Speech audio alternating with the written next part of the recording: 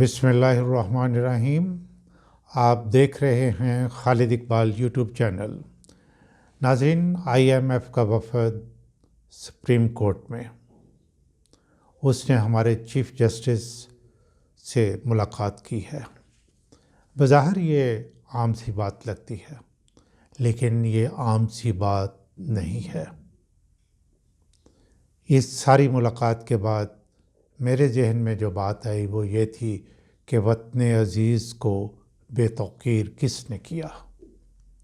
I am F کے وفد نے چیف جسٹس سے کیا سوالات کیے، ملاقات میں کیا کچھ پوچھا، یہ بہت اہم ہے۔ آئی ایم ایف یعنی انٹرنیشنل مانیٹری فنڈ کا بنیادی مقصد یہ ہے کہ وہ دنیا میں ان ممالک کی مدد کرتا ہے جن کی اکانومی کمزور ہوتی ہے۔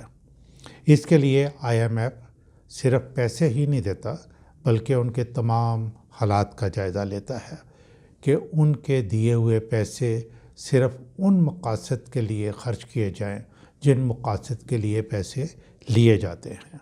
یہاں تک تو ٹھیک ہے، لیکن اس دفعہ آئی ایم ایف جو ہے کچھ زیادہ آگے بڑھ کر بہت سے فیکٹرز کا جائزہ لے رہا ہے جو یقیناً کسی بھی ملک کی آزادی پر سوالیہ نشان ہے۔ یہ کسی کے لیے، خواہ وہ پولیٹیکل پارٹیز کوئی بھی ہوں، عوام ہو، اس گورنمنٹ کے خلاف کوئی دوسری پارٹیز ہوں، یہ کسی کے لیے بھی خوشی کی بات نہیں ہونی چاہیے۔ کیوں کہ یہ ملک کی بے توقیری ہے، بے عزتی ہے، بلکہ عوام کی بھی بے عزتی ہے۔ آئی ایم ایف کے وفد نے چیف جسٹس سے عدلیہ کی ورکنگ کے بارے میں پوچھا، ججز کس طرح تعینات کیے جاتے ہیں، اور خاص طور پر ود ان جوڈیشری اکاؤنٹیبلٹی کے بارے میں سوالات کیے۔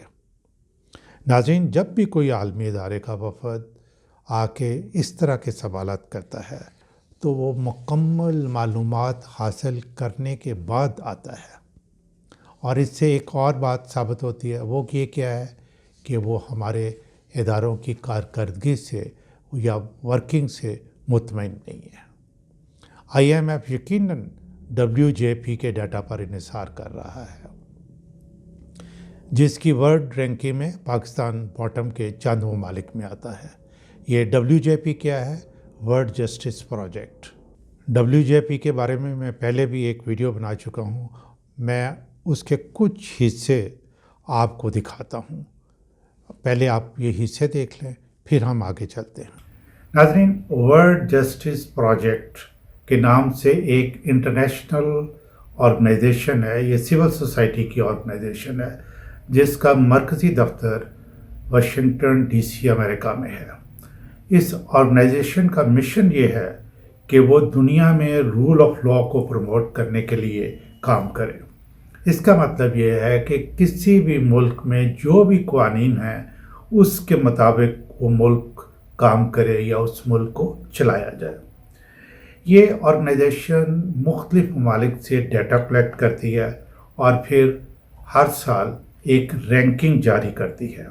یہ رینکنگ بہت امپورٹنٹ ہے، اس کی بہت زیادہ اہمیت ہے، اور اس کا اثر زندگی کے تمام شعبوں پر ہوتا ہے۔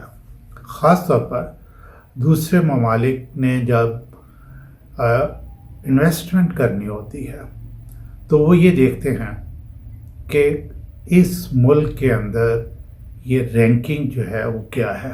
وہ یہ کیوں دیکھتے ہیں وہ آگے چل کے میں آپ کو بتاتا ہوں۔ انویسٹمنٹ سرمایہ سے کی جاتی ہے، اور سرمایہ بہت ہی حساس ہوتا ہے۔ اس کا کوئی وطن نہیں ہوتا، کوئی ٹھکانہ نہیں ہوتا، یہ صرف اور صرف اس جگہ پر ٹکتا ہے جہاں یہ اپنے آپ کو محفوظ محسوس کرتا ہے۔ اس کے لیے لا اینڈ آرڈر سچویشن اچھی ہو، اگر اس سے کوئی زیادتی کرے تو وہاں کی عدلیہ فوراً انصاف مہیا کرے۔ اس لیے WJP کی رینکنگ کو دنیا میں بہت زیادہ امپورٹنس دی جاتی ہے۔ WJP ڈیٹا کلیکٹ کرنے کے لیے مختلف طریقے استعمال کرتی ہے، اور ایک طریقہ یہ ہے کہ دنیا میں کسی جگہ کا انتخاب کرنے کے بعد یہ پھر ساری دنیا سے مختلف ماہرین کو بلاتی ہے اور کہتی ہے کہ آ کے آپ یہاں بتائیں کہ آپ کی کنٹری میں جو رول آف لا ہے وہ آپ کے شعبے میں کس طرح امپیکٹ کر رہا ہے یا اس کا کس طریقے سے یہ اثر انداز ہو رہا ہے۔ عام لوگوں کا خیال ہے کہ WJP صرف عدلیہ کے فیصلوں کو دیکھتے ہوئے ایویلیویٹ کرتے ہیں اور رینکنگ جاری کرتے ہیں۔ یہ ایسا قطعاً نہیں ہے۔ رول آف لا کے یہ 8 ایسپیکٹس جو ہے، 8 پہلو وہ دیکھتے ہیں، 8، اور ان سب پہلوؤں کو ایویلیویٹ کرنے کے بعد پھر ایک ڈیٹا کی صورت میں اس کی ٹیبولیشن کرتے ہیں اور کسی ملک کو وہ رینکنگ دیتے ہیں۔ اگر ان ایسپیکٹس پہ آپ غور کریں اور اس کا انالیسس کریں تو آپ کو معلوم ہوگا کہ یہ زندگی کے تقریباً ہر شعبے کو کور کرتے ہیں۔ گویا کسی بھی ملک کے مکمل حالات کے بارے میں جاننے کے لیے اگر آپ ان کی ایشو کی گئی جو رینکنگ ہے اس کو آپ دیکھیں تو آپ کو بہت اچھے طریقے سے اندازہ ہو سکتا ہے کہ کس ملک کے کیا حالات ہیں۔ بعض بڑے بڑے ورلڈ لیول کے انویسٹرز یہی ورلڈ رینکنگ جو جاری کرتے ہیں ان کو دیکھنے کے بعد فیصلہ کرتے ہیں کہ کس جگہ پہ کتنی اور کیسے انویسٹمنٹ جو ہے کرنی ہے یا کس شعبے میں انویسٹمنٹ کرنی ہے۔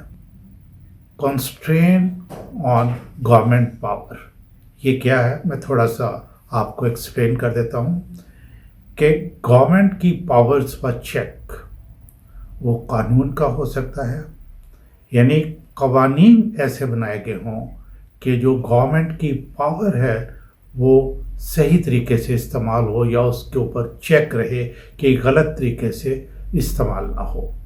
قوانین ہو سکتے ہیں، رولز ہو سکتے ہیں، ریگولیشنز ہو سکتے ہیں، پھر عوام کا چیک ہو سکتا ہے، پھر میڈیا کا چیک ہو سکتا ہے۔ جتنے زیادہ اسٹرانگ چیکس ہوں گے اتنا ہی زیادہ جوڈیشل طریقے سے گورنمنٹ اپنی پاورز کو استعمال کرے گی، یعنی اندھا دھند مرضی سے پاور سے استعمال نہیں کرے گی۔ ایبسنس آف کرپشن، کرپشن جو ہے یہ فائنینشیل ہو سکتی ہے، مورل ہو سکتی ہے، لیگل ہو سکتی ہے، ایڈمنسٹریٹو ہو سکتی ہے۔ کرپشن کی جو بہترین ڈیفینیشن، میں جاپان میں ایک سیمینار 2 ہفتے کا ایک بلکہ کورس تھا یہ اٹینڈ کر رہا تھا جو کہ ایشین ڈیولپمنٹ بینک انسٹیٹیوٹ نے اس کو ارینج کیا تھا اور دنیا کے تمام ممالک سے لوگ جو وہاں آئے ہوئے تھے۔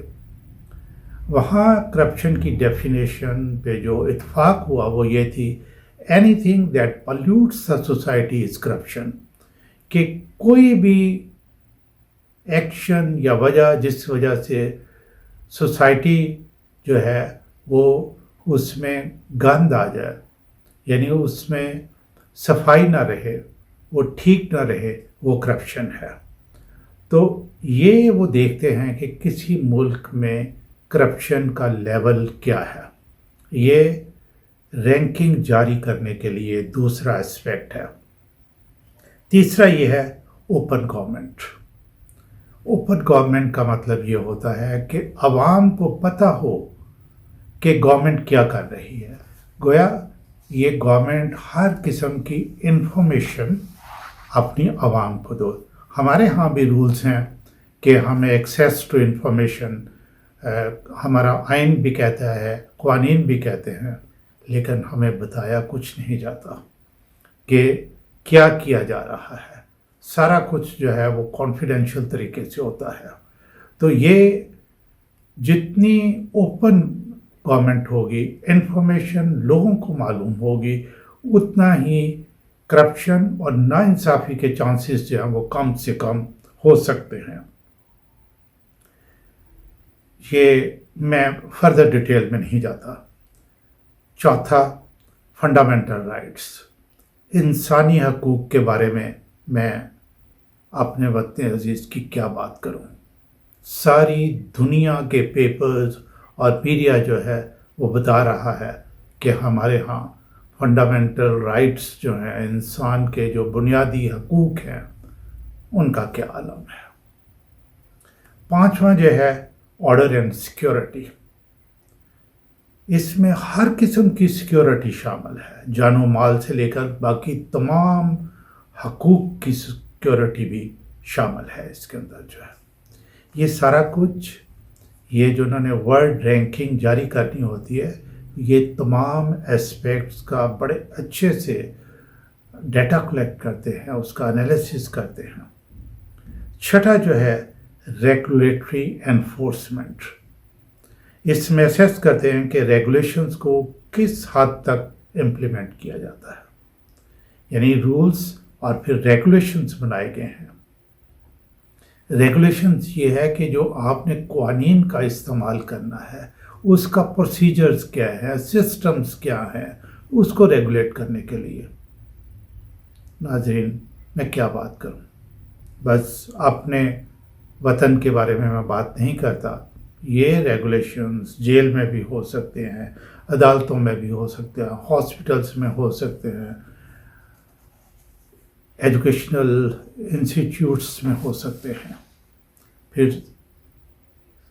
جو 7واں نمبر ہے وہ سول جسٹس کا ہے، اور 8واں جو ہے کرمنل جسٹس کا ہے۔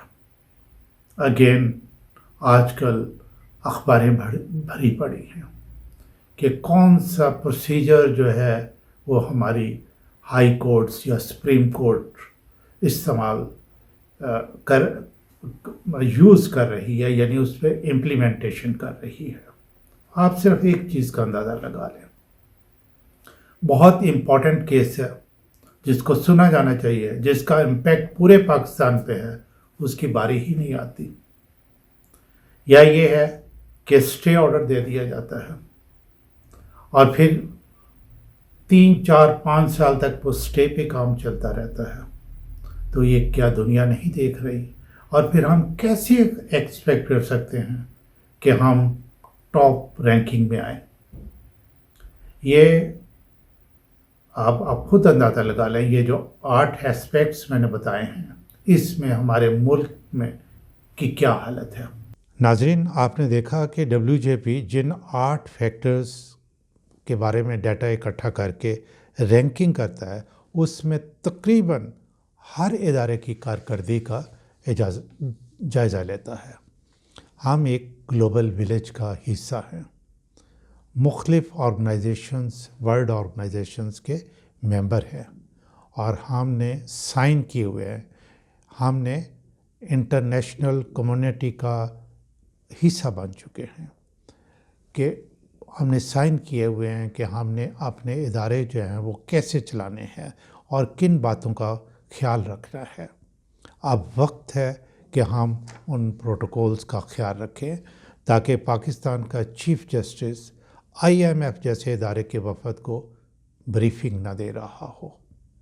یہ یقیناً بہت ہی انسلٹ کی بات ہے، بے عزتی کی بات ہے، بے توقیری کی بات ہے۔